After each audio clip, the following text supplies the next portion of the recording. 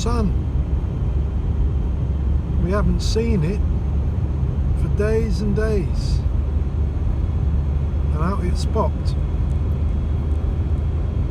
and we've got to get it while it lasts, and that's why I've turned it on. I'll let you have a bit. You can see there it's about to disappear again. Once it goes behind that large bank of dark cloud, we might not see it again till January. And I'm not really even exaggerating, Borg. That could be the case. Look. Black. So there you go.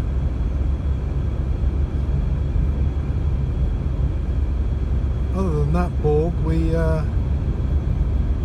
on the road. We're off to see my mother, take her to the shops. It's been a week at home, not much painting unfortunately, but a fair bit of research, actually, Borg, research into our general themes of last year, because as you know, we've this year we've decided to work without any specific themes other than to just show you what we're doing and what's happening. But we've discovered that after a while leaves us, you know, floundering a little bit, particularly as we see how events develop in the world, and we don't have any way to think about them in relation to what we're doing. So we've had a bit of a research week, and to cut a long story short, it seems like Peter Thiel is king of the castle at the moment, and based on going over our Burroughs text about the NRX, which, you know, of course involves Peter Thiel because he funded so many of these characters, far-right, alt-right characters. We've gone over that and we knew that, but we've discovered since then, in the post-Trump era, he's been making moves to establish a new conservative media empire, so it is said. Now that is a bit more worrying, or perhaps even a bit more revealing. You know, we're not really worried about it all. What will be, will be.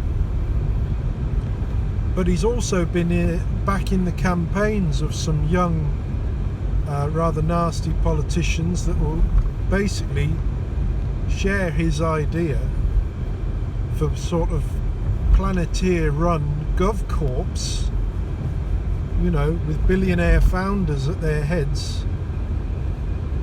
And, you know, and while that's in the making, all hell will break loose once again. We've still got a bit of sun up there, look, before the darkness takes over. So we've been looking at that, and it seems we can point the way forward, at least to, you know, some of the likely events we might be treated to in the near future. And really, Borg, it's allowed us to get back to what's happening a little bit behind the farcical scenes of the conspiracy mosh pit. You know, the anti-vaxxers, the QAnon, the rest of it, whatever else might be dreamt up, there's something behind it. And as I said, it seems like it's Peter Thiel back on top of the castle, being cheered on by, you know, countless billionaire mates.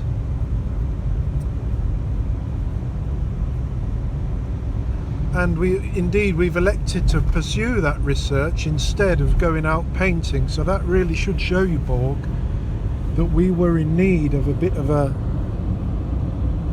shoring up.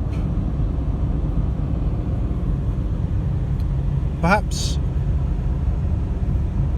the main thing as well, Borg, to say is that we've had to undertake that research in order to write it out for our Dignity Scholarship.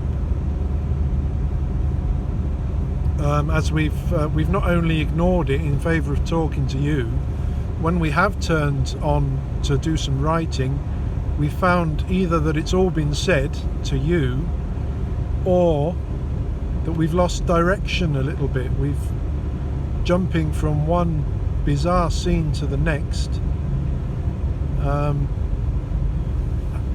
you know, and not really knowing how to think of it. Of course, while I've been doing this research into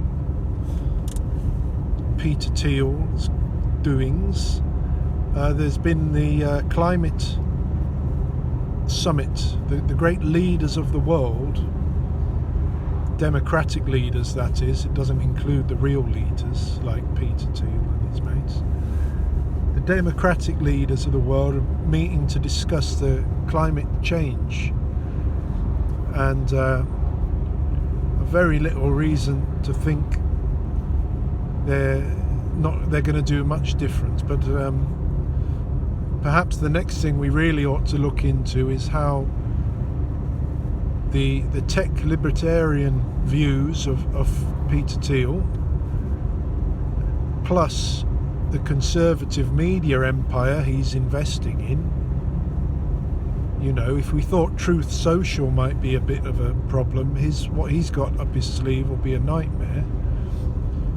Very anti-democratic, just a hive of very nasty stuff. So it would be good to try and work out how all of his visions are going to link up with the climate crisis, and then try and establish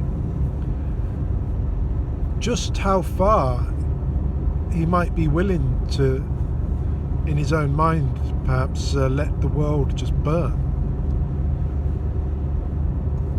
so that he can sort of chill out in New Zealand in his fucking sheep farm